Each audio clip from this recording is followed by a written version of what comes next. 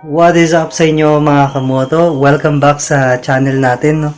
So, today is January 17.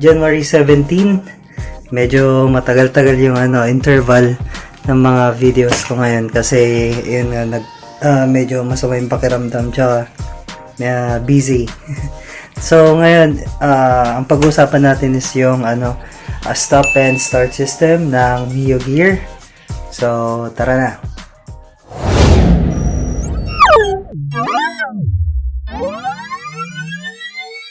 Welcome to Gear Modo. Please like and subscribe.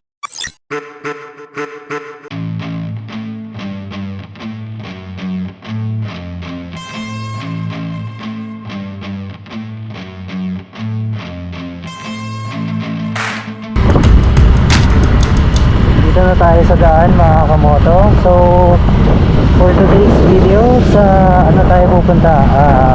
Bayan ng Bugalyon. Sa Lingayen na naman sana. So, parang laging sa Lingayen na lang kasi. Kaya, this time, sa bayan naman ng Bugalyon. Kaya mas malapit kasi siya. So, sabi ko nga kanina, ang pag-uusapan natin ngayon is yung stop and start system ng Mio Gear. So, isa siya sa mga feature ng Mio Gear S tsaka Find Your Trip. So, wala siya sa standard version, no? Yung color pearl white tsaka yung gray. So, hindi siya available sa mga standard version. Medyo mas mahal lang to ng konti.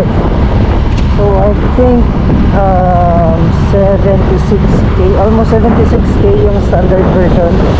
Tapos itong S version is almost 80k.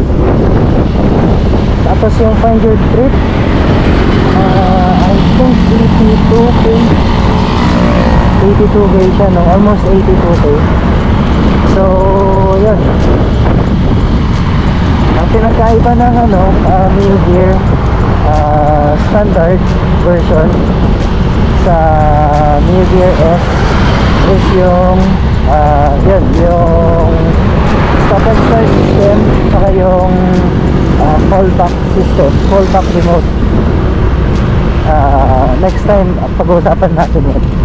Tapos ang pinagkaiba naman ng Mio Gear S sa Mio Gear Find Your Trip is yung yung kulay.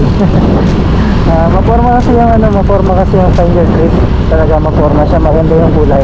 Unang-una yung upuan niya is like hindi ako sure pero parang leather, brown na leather yung kulay niya. Tapos may mga decal siya na sa Find Your Trip mo lang makikita. So wala siya sa S version at sa standard version. So yun, papunta na ako sa bayan ng Bugalyon ngayon.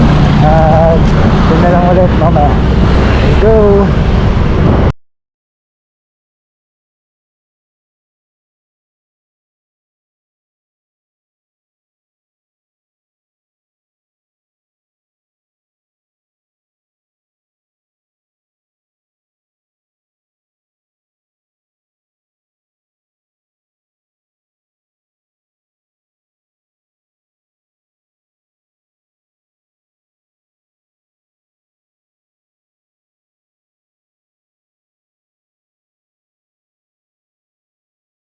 I-explain ko muna yung stop and start system ng Mio Gear.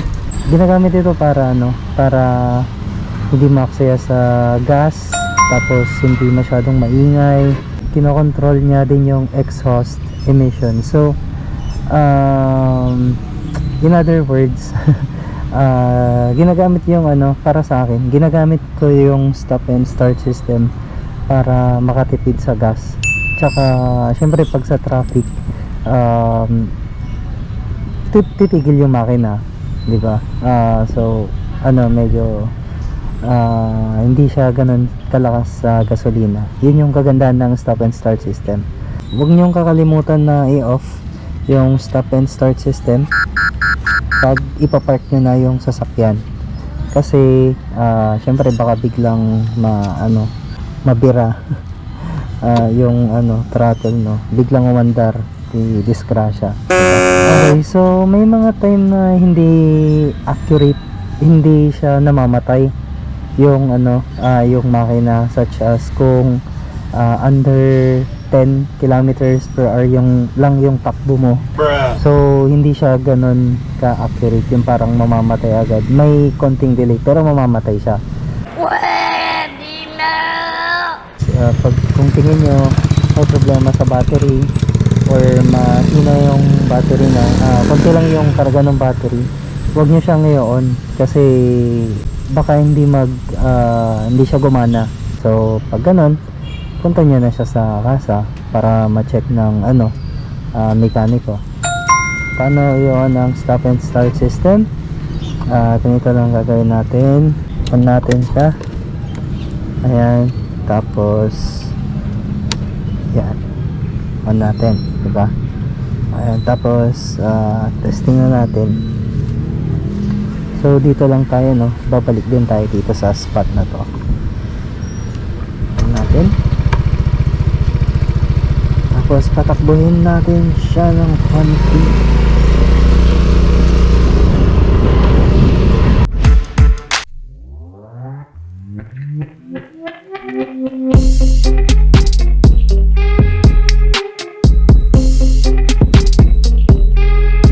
Kill tayo dito, tignan natin na mangyari. Ayan, so umilaw, namatay.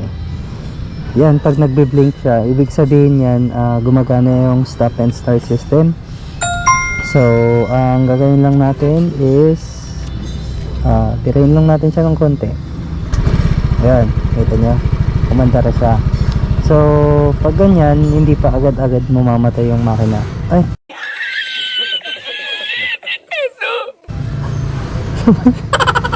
sorry, ayun pala. So ayun, namatay agad yung makina. So kailangan natin siyang birahin ulit. Ayan. So ulit.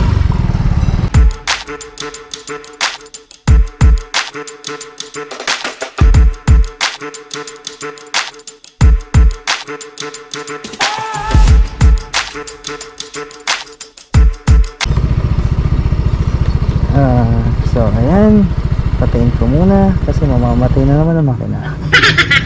Ayan, so ayan nga, sabi ko, pag tumigil ka mga 3 seconds, mamamatay na siya. So ayan, nagbe-blink siya. So patayin muna natin. Ginagawa mo? Oh. Ayan, so naka-off na yung stop and start system. Ang gagawin mo lang is pindutin mo lang yun. So sabi ko kanina, wag niyong kakalimutan na i-off yung stop and start system, lalo na pag magpa-park kayo, kasi pwede yung makadisgrasya.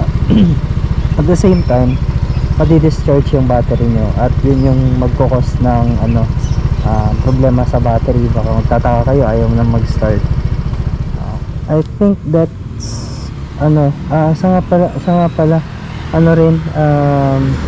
syempre pag naka-side stand ka, hindi rin siya gagana, diba? So try natin. So ang gagawin lang natin is on natin, on natin yung stop and start system.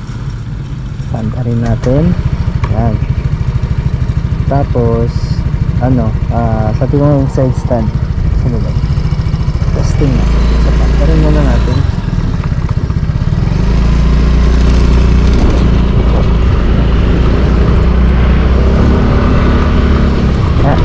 Ito yung stop and start system nya. So hinto natin, and mamamatay yung makina. Yan, pag nagbi-blink, tapos try natin side stand, no? Ayan, so naka side stand siya, namatay yung na-disable yung stop and start system niya. So kahit birahin mo yan, hindi siya aandar kasi nga naka side stand. Yung side stand kill switch yan, kahit anong gawin mo dyan. Tapos ayan, binalik ko na yung side stand. So hindi na siya naka side stand ngayon. Naka-on yung stop and start system, pero ayaw pa rin. So I think kailangan natin siyang i-on ulit. So on natin ulit. Ayan. Pwede na siya ulit. Ano? Balik sa dating course. A few inches later.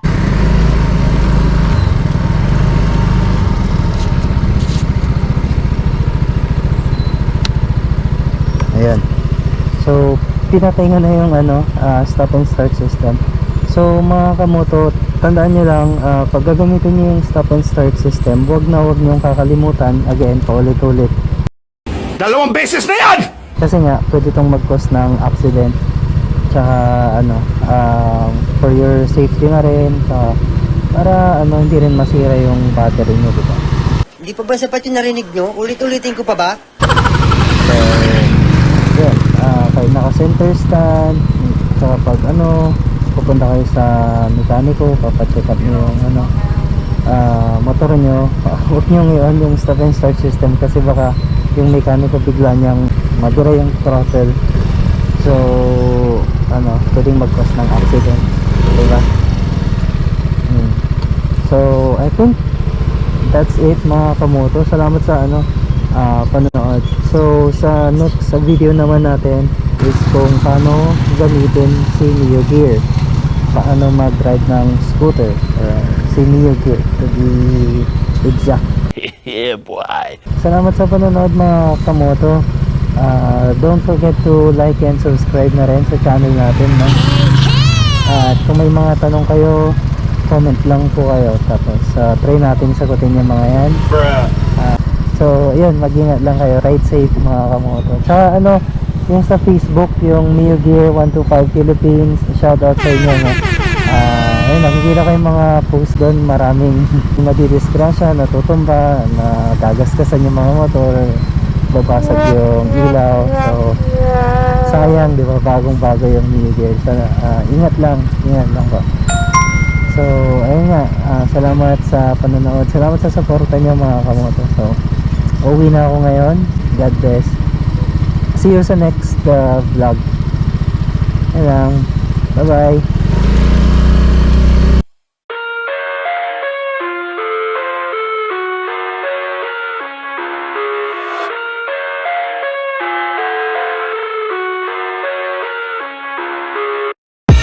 I live inside my own world of make-believe. Kids screaming in the cradles, profanities. I see the world through eyes covered in ink and bleach. Cross out the ones who heard my cries and watched me weep. I love everything. Fire spreading all around my room. My world's so bright, it's hard to breathe, but that's alright. Hush.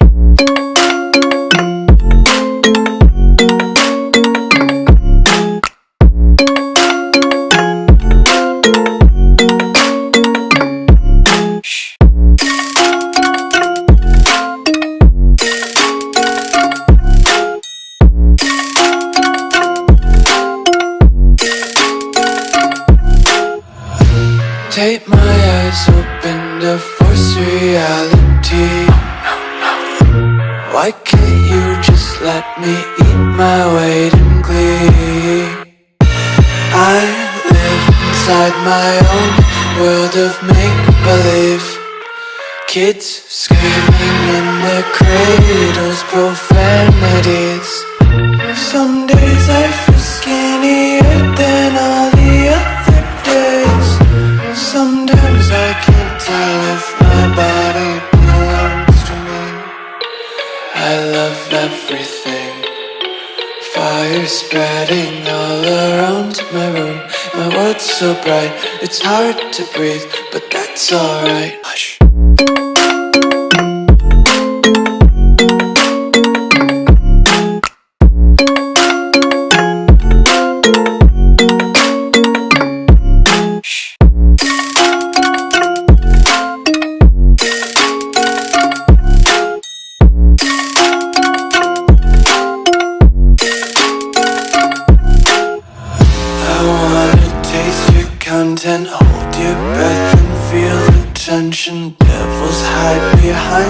redemption. Honesty is a one-way gate to hell.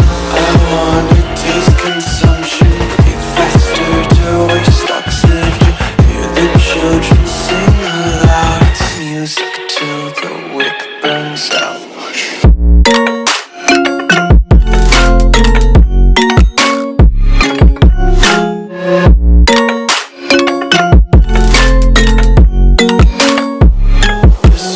Be carefree lately, yeah. Just kicking up daisies. Got one too many quarters in my pockets. Counting like the four-leaf clovers in my locket. Untied laces, yeah. Just tripping on daydreams. Got dirty little lullabies playing on repeat. Might as well just ride around the nursery and count sheep.